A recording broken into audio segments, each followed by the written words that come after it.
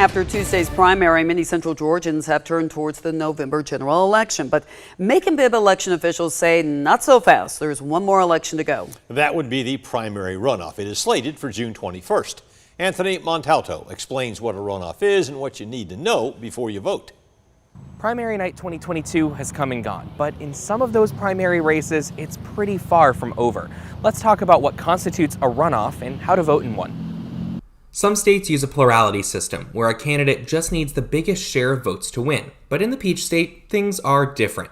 Here, a candidate needs 50% plus one vote to win a race. If that doesn't happen, it triggers a runoff. That's when the top two candidates face off again for the seat or nomination. Mike Kaplan with the Macon Bibb Board of Elections says it's important people know any registered voter can vote in a runoff. If you didn't vote in the primary, you can vote in the runoff. He says it's also easier in some cases for people to get an absentee ballot. Here's why. If you marked on your absentee ballot that you're over 65 or disabled, you will automatically get a ballot for this election. In all other cases, the deadline to request an absentee ballot is June 10th for that June 21st election.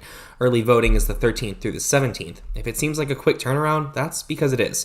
A new Georgia law means the runoff will happen just 4 weeks after the primary. Previously, it was a 9-week waiting period. If you were watching those primary races, you probably saw Georgia had a pretty big early voting turnout. And if you're a Bibb voter and you want to vote early, you can do it right here at the Supervisor of Elections office. In Macon, Anthony Montalto, 13 WMAZ News. All right, thank you, Anthony. Now, all Bibb polling locations will be open for the June 21st runoff. The only early voting location is the Board of Elections office that you just saw behind Anthony on Pioneer Avenue. Bibb voters only have one local race to keep an eye on. That's the race for Macon Water Authority Chair between Gary Bechtel and Desmond Brown. There are several other runoff races, though. Let's take a closer look. The Houston County Board of Education District 6 race heads to a runoff between Mark Ivory and Tim Baggerly. In Hancock County, a race for Board of Education chairman between Annie Ingram and Dennis Brown.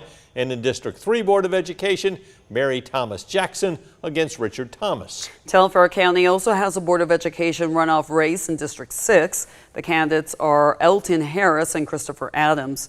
There are 2 runoffs in Washington County, District 2 County Commission between Edward Burton and Bobby Jackson, and for the School Board's District 2 seat, Christy Jenkins and Zach Webb.